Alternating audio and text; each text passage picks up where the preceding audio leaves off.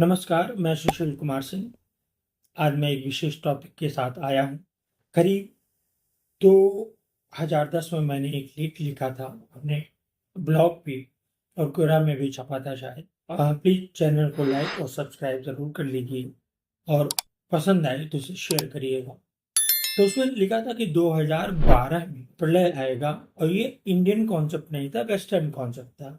Western astrology इतनी अभी astronomy no doubt अच्छी है इस वक्त, पर एस्ट्रोलॉजी इतनी महत्वपूर्ण नहीं है और वो प्रिडिक्टिव एस्ट्रोलॉजी नहीं। तो कहानी पहले ही चल रही थी, तो मैंने 2010 में ही कह दिया था कि 2012 में ऐसा कुछ होने नहीं जा रहा है। शायद 2009 में मैंने बोला मेरे ब्लॉग में, अभी भी है डूम्सडे करके astrosushil.blogspot.com astrosushil.blogspot.com पे है। और astrosushil.com वेबसाइट मैंने बंद कर दी, व्यस्तता की वजह से उस पर समय नहीं दे पा रहा था, उसमें भी था। तो कहा गया कि 2012 को प्रलय आएगा। मैंने कहा कुछ नहीं होगा और वास्तव में कुछ नहीं हुआ। लेकिन हाल ही में मैं कुछ लोगों से मिला, कुछ साधकों से मिला, उसमें कई लोगों ने बताया कि 23 दिसंबर 2012 को या 21 दिसंबर 2012 को उन्होंने कंपन महसूस किया। वो जिस जगह पर बैठे थे उससे थोड़ा पीछे खिसकते हुए दिखे वो। और इसको सिर्फ सिर्फ सात्विक मैं नहीं कहूँगा, सिर्फ ऐसे व्यक्तियों ने जो आध्यात्मिक हो, जिनकी थर्ड आई खुली हुई हो, जिनका जो साधक हो, उनको महसूस हुआ था। उन लोगों ने ये बात किसी को नहीं बताई, एक विशेष ग्रुप को यह बात मालूम थी। मुझे तुरंत अपनी दूसरी भविष्यवाणी याद आई, जिसको मैं फिर कभी शेयर करूंगा, जो एक्सक्लूसिव मेरी थी और किसी की नहीं। तो जब मेरी उन लोगों से बात हुई तो उन्होंने कहा कि 23 या 21 दिसंबर 2012 के बाद चेंज संभव है। इसी दिन से पूरी धरती में बदलाव आएगा, पूरे पूरे विश्व में व्यापक स्तर का बदलाव आएगा। आप देखिए, लगभग 2012 से ही इंटरनेट का जो एंड्रॉयड फोन है वो प्रचलन में आया है, सबके हाथ में आया। अदरवाइज कुछ लोगों तक, बहुत कुछ लोग, कम लोगों तक था एंड्रॉयड या iOS फोन। तो ये मेरा कहना है कि हुआ क्या उस दिन ये हुआ कि 23 दिसंबर 2012 राहु तुला राशि में आया। तुला क्या है? सातवां घर। सातवां घर क्या है? तुला मतलब काल पुरुष कुंडली का तुला सातवां घर है। सातवां घर जनता है, सातवां घर युद्ध है, सातवां घर कनेक्शन है, सातवां घर पार्टनरशिप है, सातवां घर ग्राहक का पैसा है, बहुत सारी चीजें। और अगर भारत के हिसाब से देखें तो सातवां घर छठे घर में पड़ता है भारत के। वहां पर दिसंबर 12 में उसी दिन राहु पहुंचा। अब आप देखिए चीजों को कि तुला राशि में राहु पहुंचता है। अब आप उन 2 सालों के बदलाव को देखिए। फिर 12 जुलाई 14 को राहु कन्या राशि में आता है। राहु का 18 साल तक रहता है। पूरी चक्र को पहुंचने में, 12 राशियों को कवर करने में उसे 18 साल लगते हैं। ध्यान रखिए, एक बहुत गूढ़ बात बता रहा हूं, राहु ही मारता है। मृत्यु राहु से मैं देखता हूं, राहु ही मारता है। उसी को चाहे यम कहिए चाहे यमराज कहिए, हालांकि इसे लोग शनि से देखते हैं, मतलब इसीलिए काला कपड़ा बहुत अवॉइड करना चाहिए। तो राहु को कई जगह पे काला भी बोला गया है, हालांकि ग्लिटरिंग ब्लू होता है। अब 29 जनवरी 16 को राहु सिंह राशि में आता है। 29 जनवरी 16 को राहु सिंह राशि में आता है। फिर 18 अगस्त 17 को राहु कर्क राशि में आता है। फिर 7 मार्च 19 को राहु मिथुन में आता है। और 6 सितंबर 20 को राहु वृष राशि में आता है।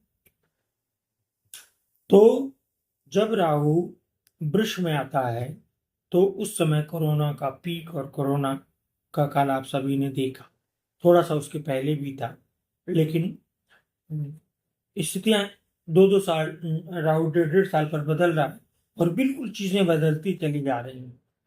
फिर 12 अप्रैल 2022 को राहु मेष राशि में आता है, 2022 को, और 30 अक्टूबर 23 को राहु मीन राशि में आता है। रिसर्च करने वाले रिसर्च भी कर सकते हैं, इन समय के ग्रहणों को भी लोग नोट कर सकते हैं। अब ग्रहण आगे महत्वपूर्ण होंगे, तो फिर 18/5/2025 को जो आने वाला है, आने वाली मई को राहु कुंभ राशि में आएगा, शनि उसके जस्ट बगल मीन में होगा, शनि उसके जस्ट बगल मीन में होगा। तो फिर ऐसे करके वो अपनी जो पूरी साइकिल है वो 16 फरवरी 33 तक पूरा करेगा और 16 फरवरी 33 तक राहु फिर तुला में आके तुला में आ जाएगा जनवरी 30 को सॉरी 31 जुलाई 31 को आ जाएगा तुला में और वो फरवरी 33 तक रहेगा।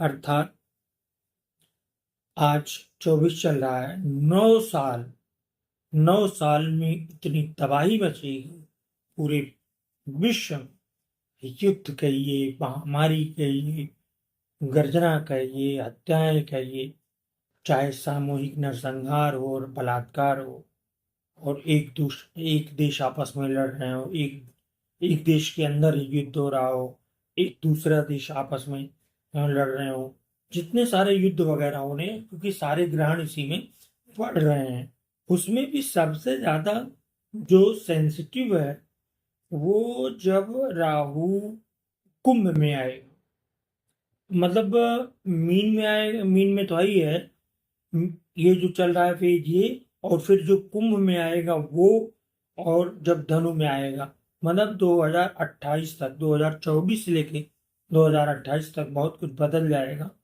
कई नेताओं, विश्व के कई नेताओं को अपना अपना देश छोड़ के भागना पड़ेगा। आप इतना याद रखिए इस चीज को। अब दूसरा मेरा जो रिसर्च थी, उसको मैं पुनः कभी बताऊंगा, जो कि बहुत ही महत्वपूर्ण है, बहुत अधिक महत्वपूर्ण है। तो आप याद रखिए कि अभी 9 साल तक बहुत कुछ, पूरा विश्व बदल जाएगा, पूरी आर्थिक स्थिति बदल जाएगी।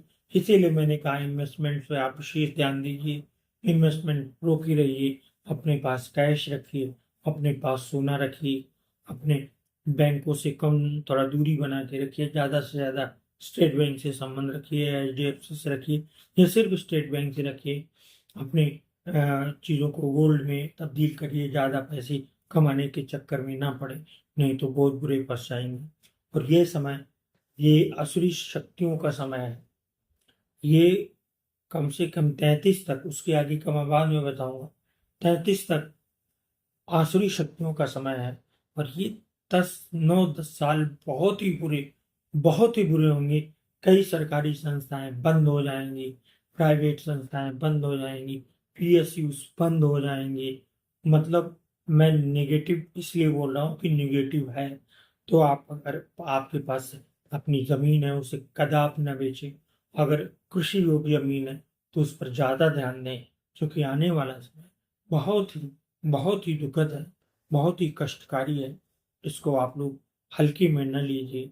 और मैं चाहता हूँ सभी लोग, सब कुछ टल जाए, जो कथित तौर पर भविष्यवाणिका वगैरह में भी लिखा है उसमें से 10-20% यहाँ भी दिखता है।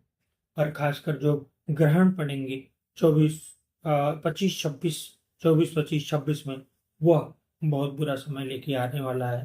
इसलिए आप लोग इस तरह उसको बहुत ही गंभीरता से लीजिए, और आपको लगे कोई चीज कि गड़बड़ होने वाला है तो आप मुझसे इस संबंध में तो आप सलाह लीजिए ही लीजिए, ऐसा मेरा मानना है।